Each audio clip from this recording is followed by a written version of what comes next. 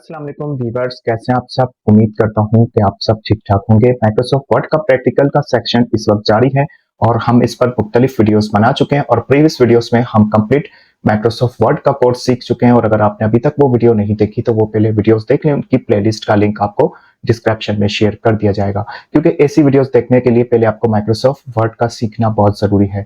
Microsoft word को सीखते सीखते इस प्रैक्टिकल सेक्शन को चलाते चलाते हम माइक्रोसॉफ्ट पावर पॉइंट की तरफ भी मूव होंगे बहुत जल्द, और उस क्लासेस के साथ साथ हम माइक्रोसॉफ्ट वर्ड को भी लेके चलेंगे।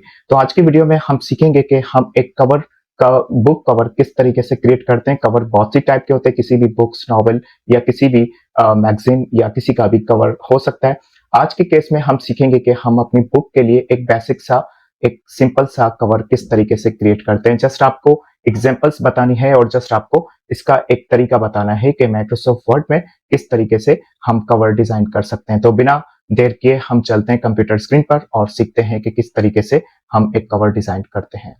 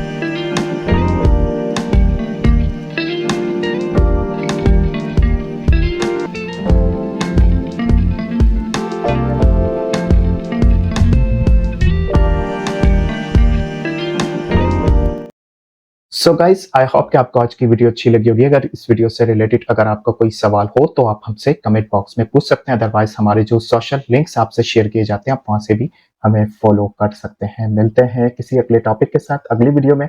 तब तक के लिए मुझे इजाजत दीजिए। अपना बहुत सारा ख्याल रखिएगा। अल्लाह हाफिज।